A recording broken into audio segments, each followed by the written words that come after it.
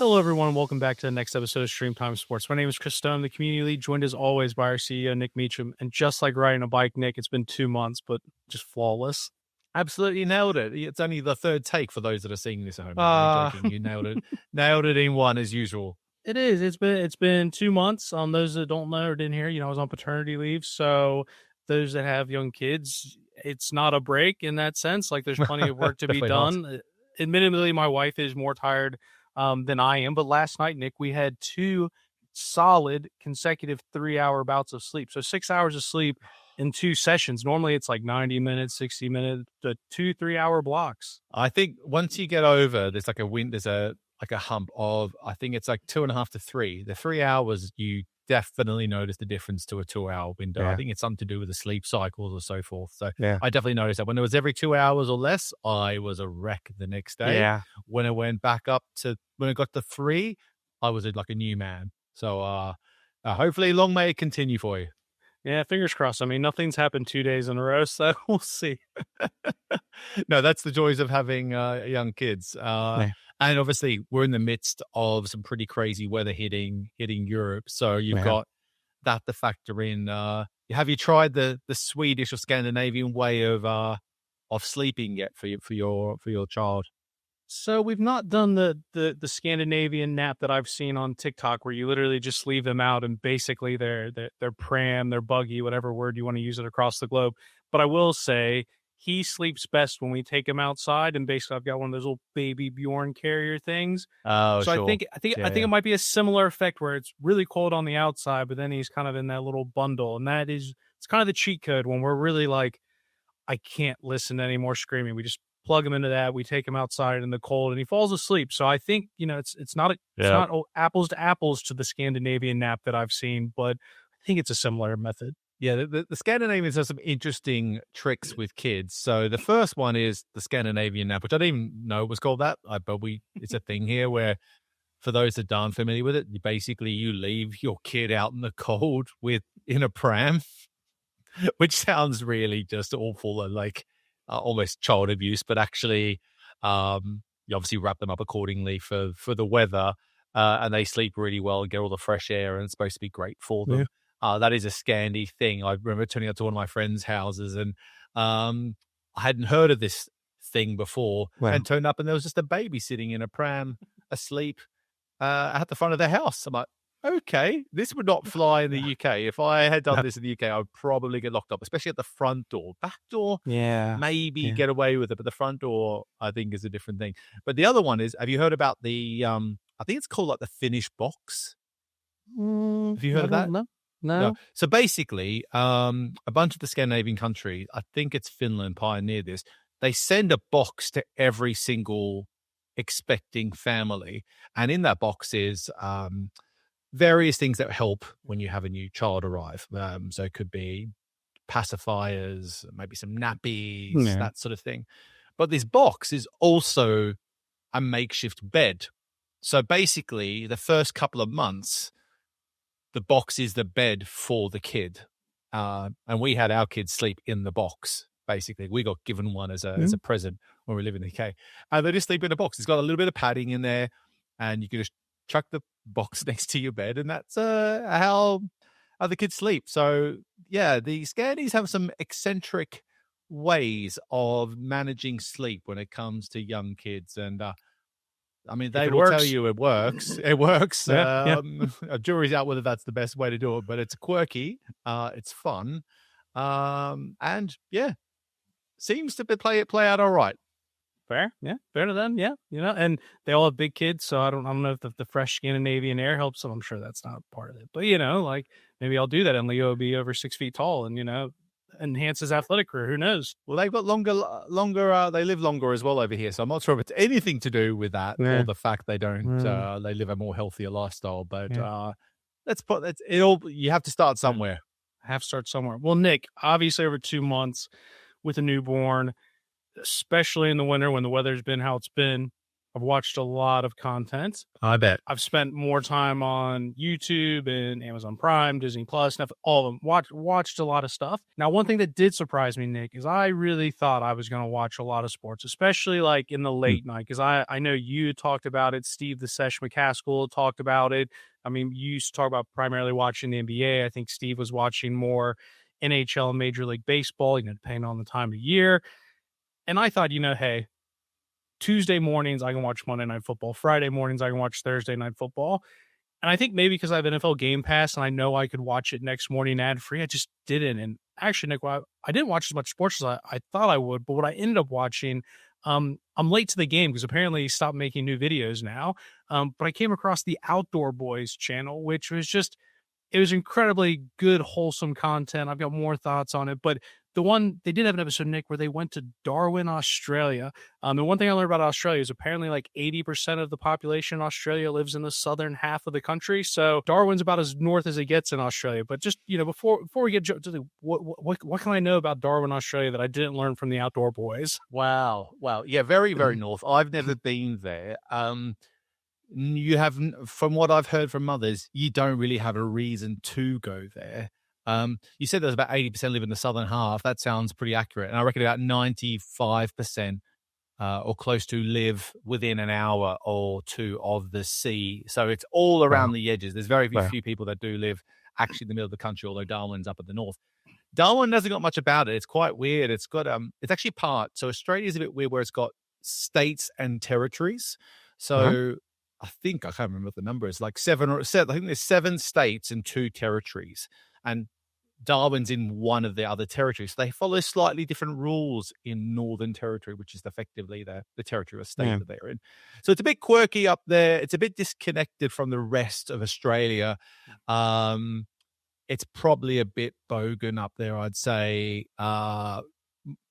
It's probably closer to most of Southeast Asia than it is to Sydney, for context.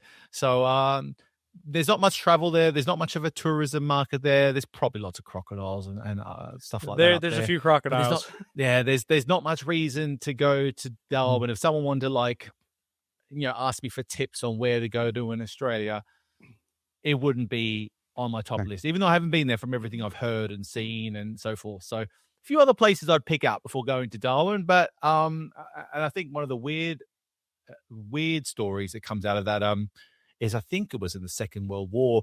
It was bombed heavily by, I think, the Japanese, if I remember correctly.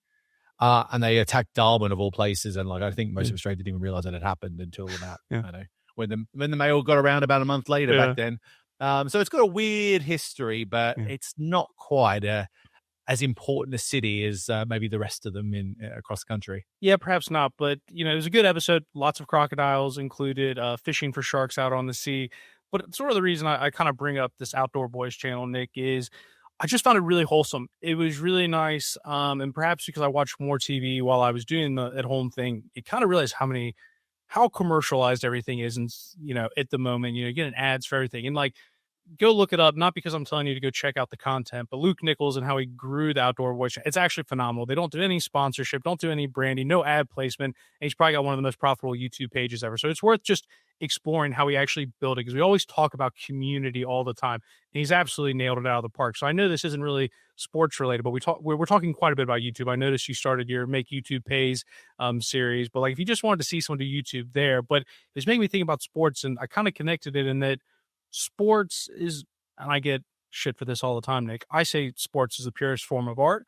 I won't have anybody tell me that Jamar Chase catching a back shoulder fade from Joe Burrow is not equivalent to a ballerina doing a pirouette, or Messi delivering a pass is no different than a conductor with an orchestra. I think it's the purest form of art.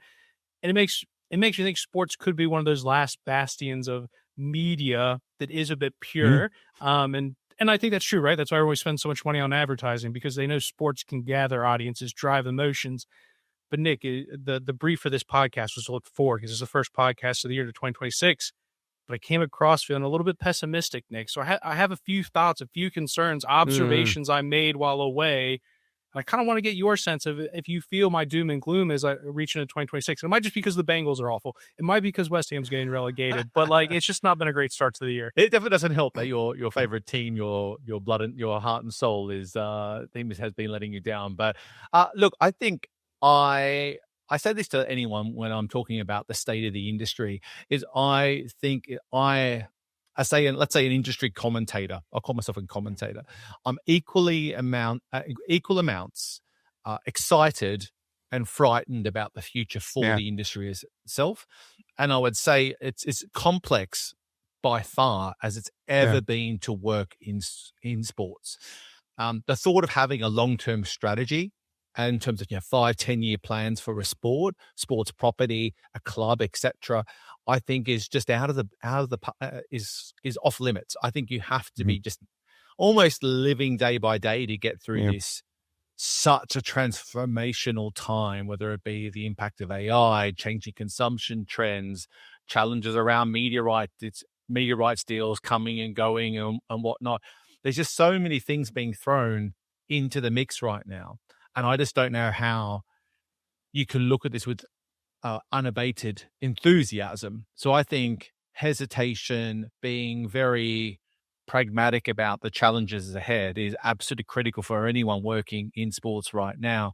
And to your point in your example, I think that's the ultimate conundrum, is what you did in terms of those examples between like the outdoor boys and Jamar Chase catching an incredible pass, is this conundrum between, I agree, like whether it's art, you hear a lot of NFL players call it craft, whatever you want to dub it as, it's something that truly everyone can appreciate who's a sports fan. But there's that actual sporting moment, and then sports-related content that may not have any sports connected to it at all.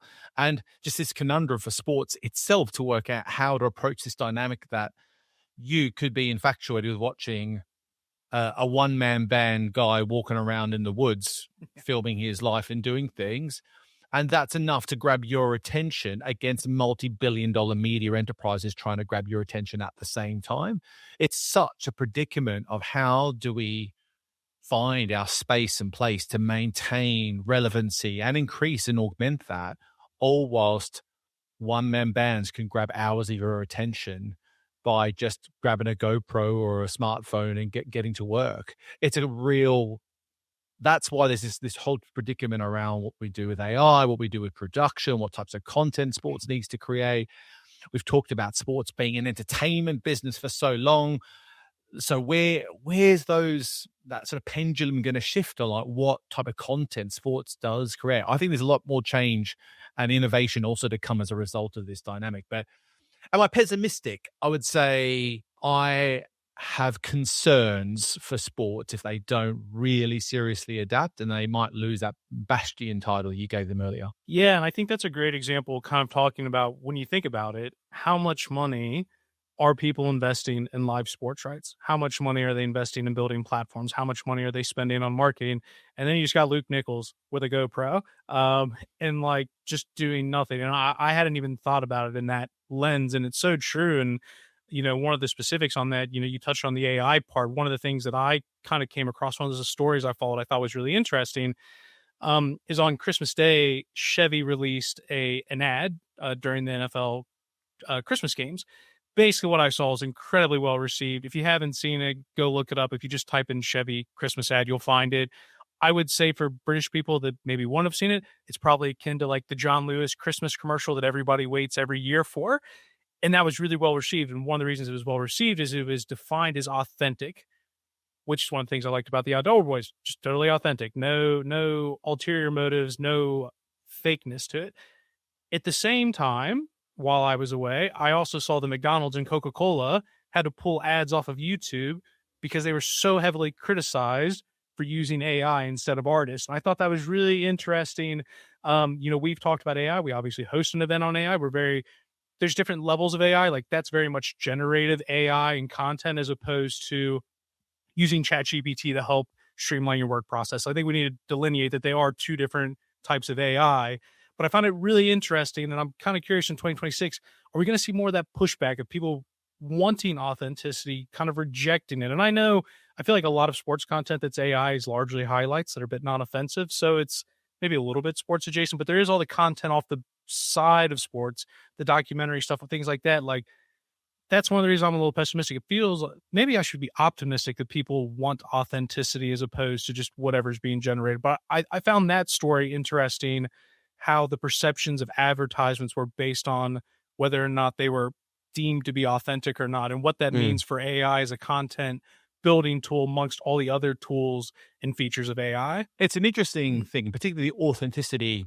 The word authenticity, because actually it's been a word that I've heard across the industry for well over a decade or longer, but for brands saying they want to create authentic relationships, be seen as authentic to the customer, to the fans, the consumer they're trying to reach. But now it feels like it's more important than ever, this whole notion of authenticity, and even what even that means when you talk about the notion. I do think now we're in this tricky, the term AI slop is being used for some of the content we are seeing out in the market. And this conundrum where they are getting this AI slop, as it's being called, and I use inverted commas, because it's getting huge engagement, huge audiences, huge following. And you have that going on alongside, again, this premium authentic content. And how do we get the right mix of stuff going on? Because it seems to be this other stuff is working, fortunately or unfortunately, for those with the right intent and those that perhaps don't. That's what sports still has at play, is that authenticity, is that jeopardy, is that we don't know what's going to happen in the next moment when you're watching something happen, particularly in the live experience. And as long as sports keeps that and keeps the trust of the audience to be authentic in what the ambiguity of what might happen next, that's its secret sauce, and that will continue to be its secret sauce for a long time ahead. But the more skepticism, like the things that, for example, that have hurt sport over time, the things that jump to mind is like the doping sagas and issues that have faced sports in different places. It could be cycling, it could be swimming, it could be athletics. When that genuine authenticity of the race starts to get questioned, what happens? The sport starts to suffer as a result of that. This can become skepticism in what they're getting served. So sports has to be, I think, almost double down on the whole notion of whether it's authenticity, whether it is just making sure that the sport has that true layer of trust that it can generate with its audiences.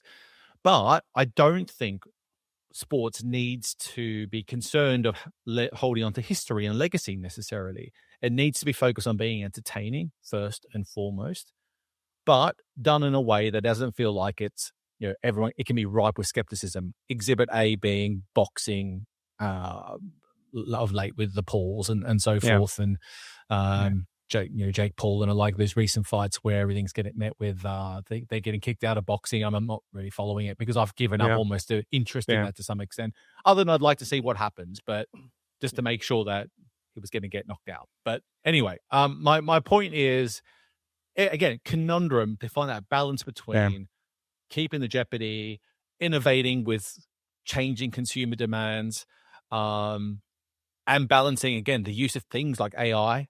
I think sports has to find that sweet spot. And what I'm hearing from a lot of people is that are using AI, they're not using it in the ways that McDonald's and Coca-Cola did, at least yet, anyway.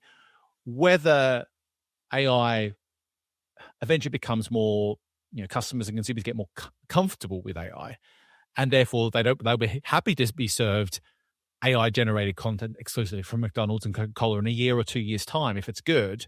That's the bit that I would expect to evolve. But who knows? Maybe there'll be some sort of backlash and then nothing will be allowed to be made with AI. But I don't think that to be the case. I just can't see it happening. I think AI is really you can't sort of suggest that it's an NFT boom bust that's going to disappear off the face of the earth in a year. I think it's here to stay. Agreed. And like I said, I think that's why it's worth delineating sort of what we're talking about when we're referring to AI, because AI is such a broad topic with so many different uses. You can't just, because I agree with you, like I can say I'm anti-AI slop, but I'm also pretty pro ChatGPT when it comes to, hey, the other day I sent you a proposal. it was originally about 2,500 words. It cut it down to 1,000 words and saved me a ton of time. Like totally different things. And I think it is worth sort of doing that. But I just found it interesting, Nick, and I'm curious to know if you're just going to see a little bit more when we're talking specifically about generative AI and content, if there's just going to be put kind of more of a premium placed on that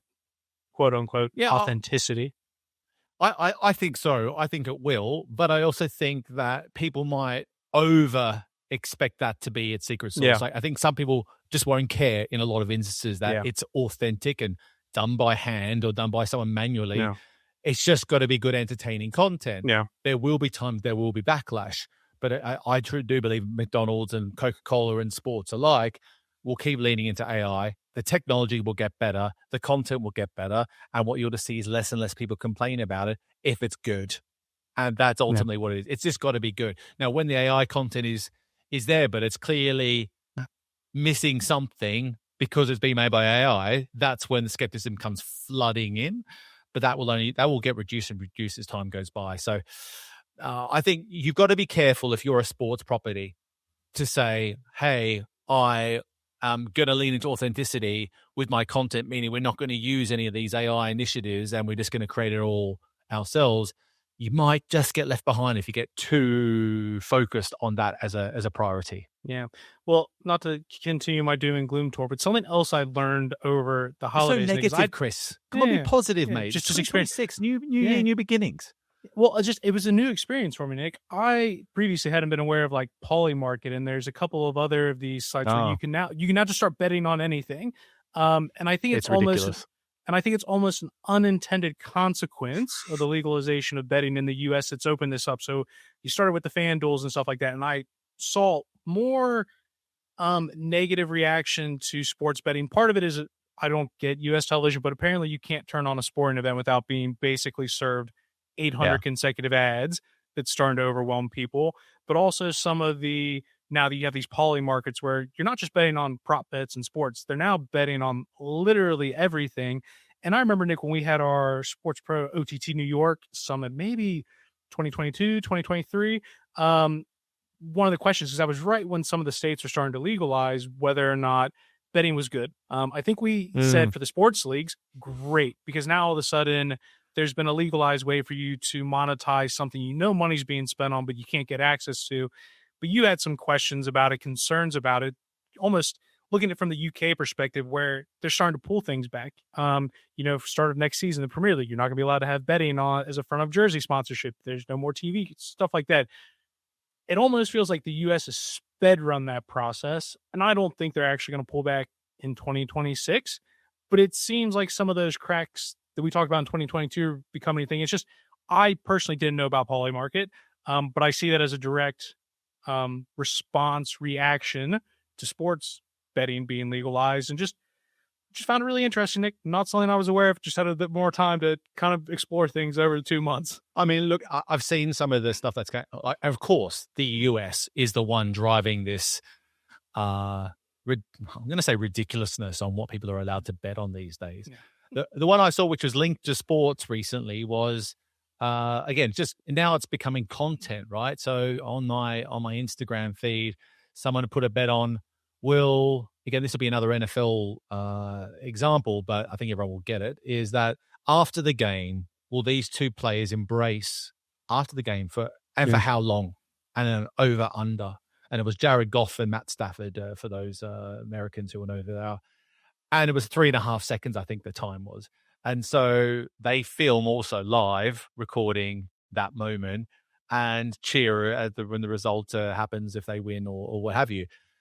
So this is where we've got to. It's about hugging after a game is what they were measuring. But the stuff that's coming into market now is things on like real estate value, stock market. You can bet on stock market changes with other people. Like it could be everything. It could be the weather. It can be anything and everything these days.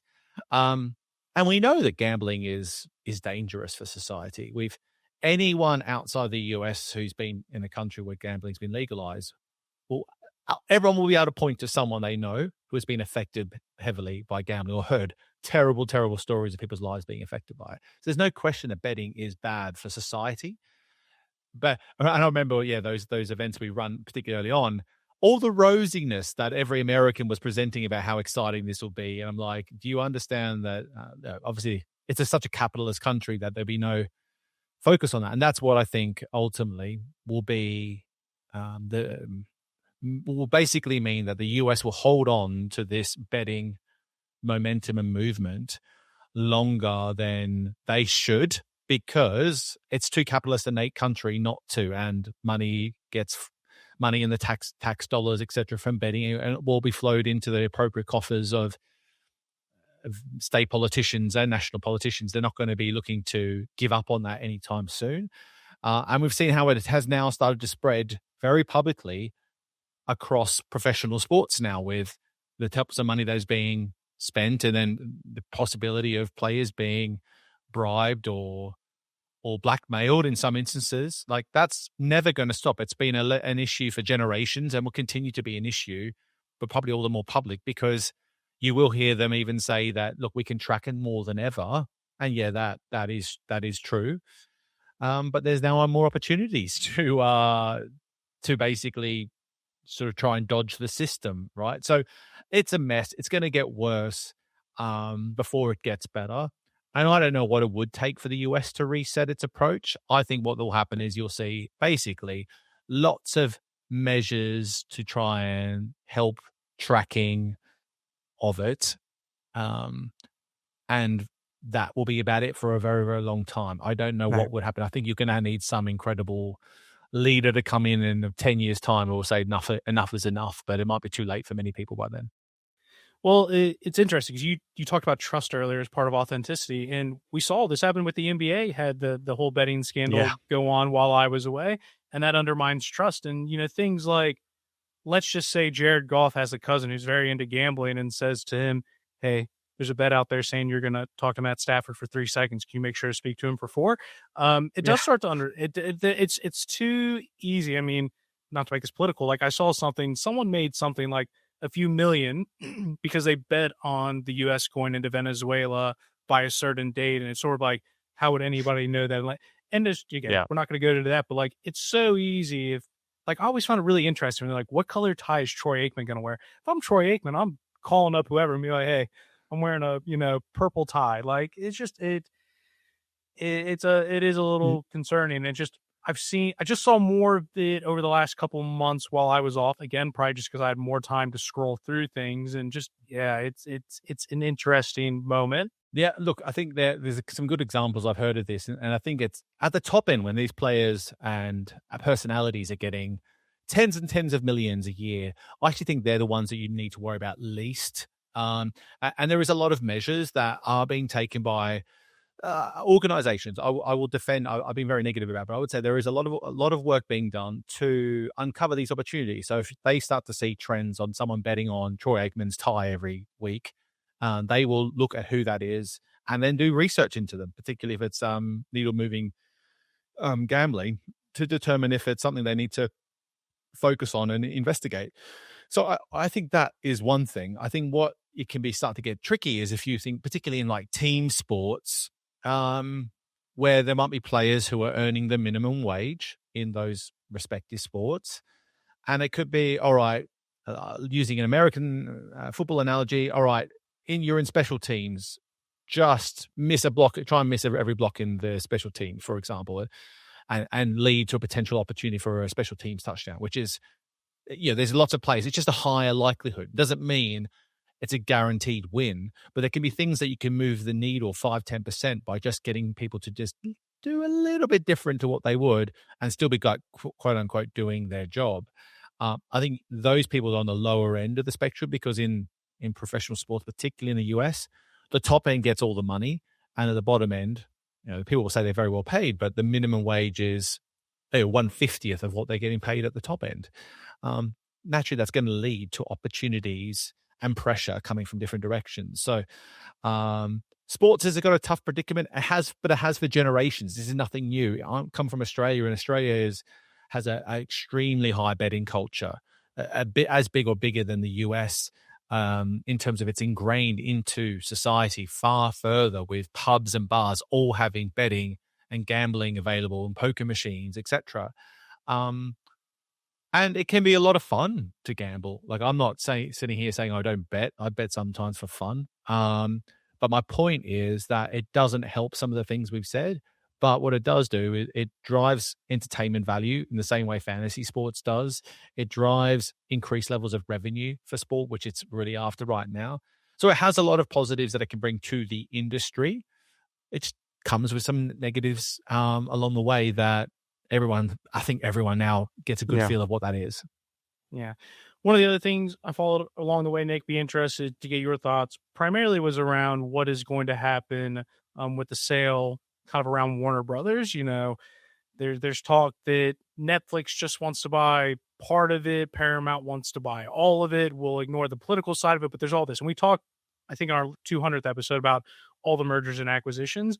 But we're also seeing Netflix doing more and more spending in sports. There were stories about the Zone wanting to cut some of their rights and potentially go an IPO, and all of this. What we've seen, it's all about profitability. It's no longer, I guess, the more investors get involved, the more it's about sort of turning a profit and that focus there. And maybe I'm just a little bit concerned what happens with the smaller guys, because that's one of the things I think we've sort of talked about is, and maybe this is an example with DAZN cutting the Belgian Pro League, the argument being that ultimately it's not profitable for them. And does that start a cascade effect where we're already kind of seeing some of the top properties get pushed to the top, leaving less and less for the smaller organizations, which is where Sports Pro comes in, because you can learn about your D2C strategy and meet lots of great tech vendors. But at the same time, Nick, I don't know if all these mergers and all these acquisitions and this drive towards profitability is necessarily good for sport in that sense. If that makes any sense to you, Nick. Yeah, I don't think it's necessarily a good thing. I think there's more instances than not where investment coming into sports, in general, has been a negative for sports at a sports property level, where it has done and provided a lot of benefit for investors and for companies in sports. It's ones that are servicing more the server side or the broadcaster side, and particularly as it relates to those sports media, I do think you're going to see a lot more activity around mergers and acquisitions in the next 12 months. I think we saw a little bit of a building in 2025. I think you're going to see more of it in 2026. I think there's a lot of companies right now that have launched, that are trying to build something that is ultimately acquirable by someone who wants to buy an audience and to buy content and buy something that might add value or add an extension onto their existing proposition. And so I think that's going to be a really big focus. Also, and this is the big reason, you talk about profitability, since basically that moment when Netflix had a bad month, a bad quarter, and then everything, their price went down. They brought in advertising. Now they've skyrocketed ever since. That led to a market-wide shift in mindset for streamers to basically go, we're not going about scale anymore. We need to be focused much more on being a well-run, profitable organization, right? Now, there's still a bunch of organizations who have been still focused on scale, but are trying to get to the profitable point whilst trying to balance both, basically trying to balance growth whilst getting to profitability. DAZN is one of the big examples of that there. And I think where it's going to be interesting is also from this merger and acquisition perspective is looking at businesses where, okay, what cost savings can we accrue by putting these two together? So these two sets of businesses are generating X amount of subscribers and revenue. What sort of efficiencies can we execute from a cost perspective that's going to basically make the net value much more profitable? It's a quite basic merger and acquisition approach, but for streaming and for sports, I think it's going to be a real priority in 2026. So yeah, that's going to be, I think, something you're going to see a lot of more small and medium size just getting mopped up by others. And what you might see some of those being, for example, there's quite a few instances where DAZN picked up organizations just basically in a share deal. So they didn't really put any money on the table. They just basically gave a portion of DAZN shares in return for their organization, and then mopped up that company and those rights and that audience as part of that deal. I think you might see a few more of those happen with a few players like DAZN, because it gets people who are losing money, who've been trying to get to profitability, out of trouble, to wash their hands of things. In the same way, I think DAZN will be looking for that opportunity from someone in 2026 quite heavily. So I think you're going to see a lot of movement around that. Is it good for sports? I think to be confirmed. I'm not sure. Having more platforms innately will provide more opportunities to reach new audiences. We know that, and more competition for rights. But like we've seen in Europe, especially in Europe, but also in even other markets, if you're not in the top tier, you're not getting much of that media rights pie. So I don't know. I'm not sure if it's good for sports. It's good. It's better for consumers to have less platforms serving stuff. But I don't know. I just feel like it's a tricky time for everyone involved. You think, because what I was thinking, because I listened to the podcast with Swedish Women's Hockey League moving to YouTube. Do you think some of those moves ultimately benefits YouTube? Because it does seem it almost pushes that lower tier. Because like I said, I think one of my concerns is the big players are only interested in the biggest ones. It does leave this sort of, I don't want to say vacuum, but kind of this, I don't know where I'm supposed to go. Does that open the world for someone like YouTube to really basically just mop up everything from tier 2 downwards? I mean, that's definitely, I think, what they're hoping for and hoping to see play out. I'm interested to see how far we get in 2026. We had a lot of interesting case studies pop up through the year, which we've given a lot of time to. We'll give a little bit more time to work out how to best approach YouTube. But the monetization bit is still a challenge for many who are trying to launch on those platforms, particularly from a lower subscriber base that they have. And YouTube is longer form. It is TV, depending on how you want to look at it. But the thought of watching, a test match, a cricket match on there for 8 hours a day for 5 days is still a tough pill to swallow, I think, for me. So I'm intrigued to see how far we get with YouTube. That's only going to be able to play out as a viable monetization distribution strategy if it comes with the ability to really crank up digital sponsorship revenues, because the money direct from YouTube is pretty poor still. So you need to be able to talk the right language and get brands on board to really sponsor that feed of content that you are producing. And remember, YouTube take a pretty hefty chunk of that revenue as well if you do a deal with them. So I think you're going to see more and more trial and test YouTube. I think you're also going to see more go non-exclusive. So more, a bit like what the Bundesliga did in the UK, where you'll see them pop up on a bunch of different platforms, whether it's like BBC, in their instance, BBC, YouTube, and maybe Sky, and a few others. They have basically different streams going on in different places.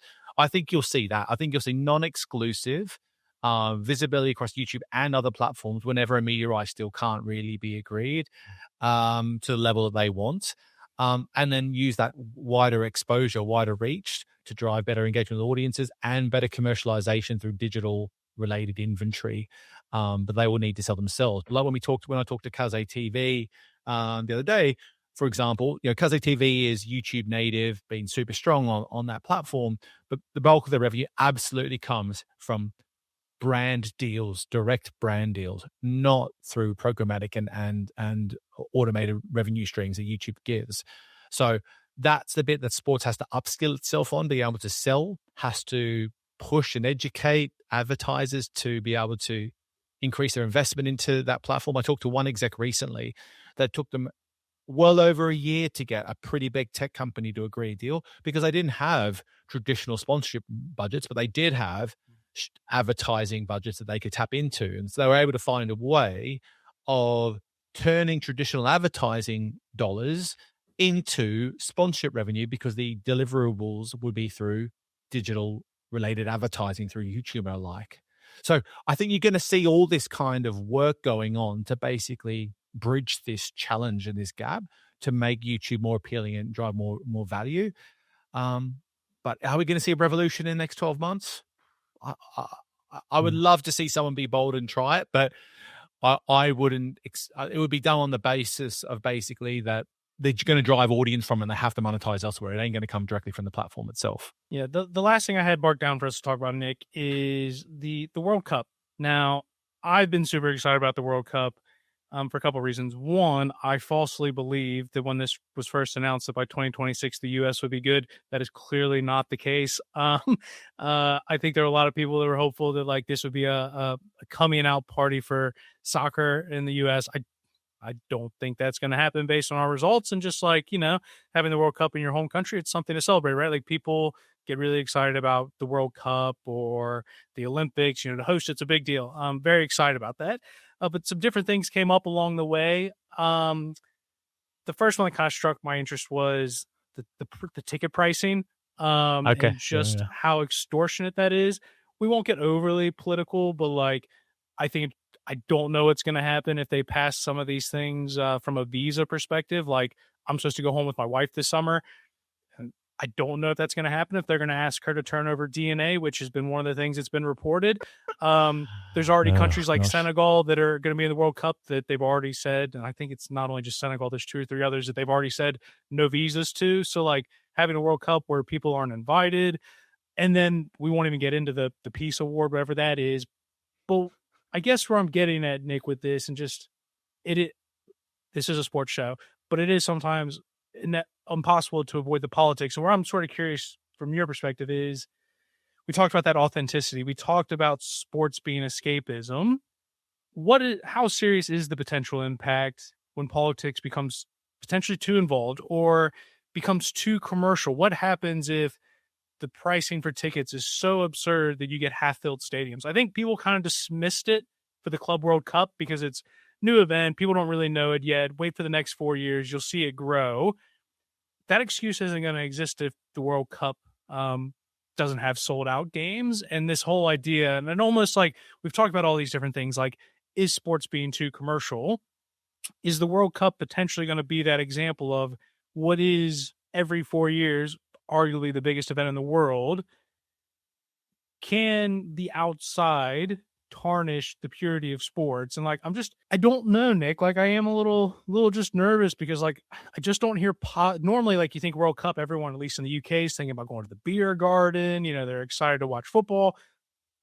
I don't know, Nick. Maybe I'm just too pessimistic. Maybe I've been quote unquote doom scrolling too much, but I feel like there's more politics involved in sports than there has been in the past. And the U.S. and the World Cup's not the only instance. There's plenty of sports washing, people arguing about the acquisition of Newcastle and things like that. Like, this isn't the only one. It's just, as I was away, saw lots of stories about ticket pricing. And do you know who Alexi Lawless is? Yeah. So, US men's player, right? Ex player. Well, I saw a really interesting Twitter thread where basically he was like, if you can't afford it, suck it.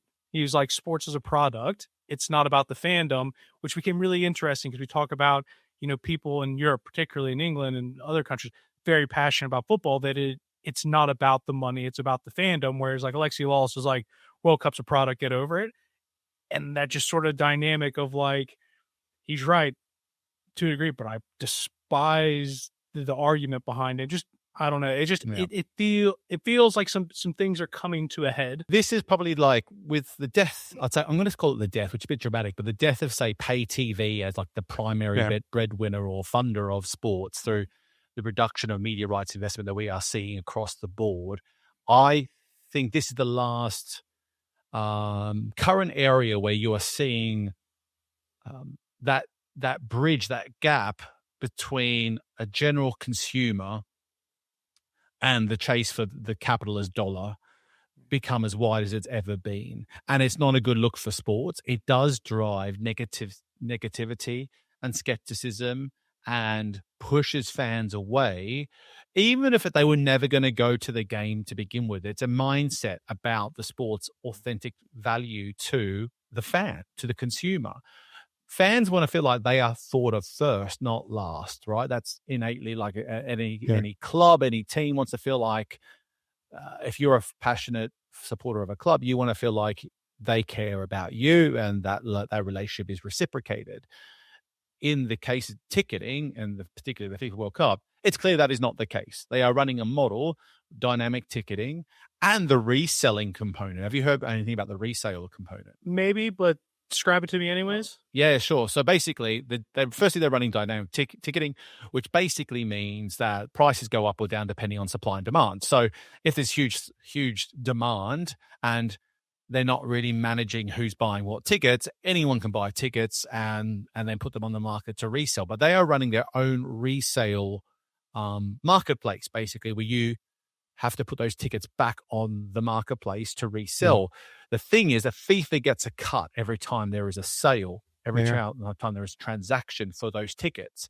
So this is stuff I've seen online is basically the notion is that FIFA almost wants to see people resell their tickets and sell them to someone else because they get more and more cut. Now, I don't know if that's actually the case. It's only things I've seen online. But my point is none of that is good optics for them and for the sport of football longer term.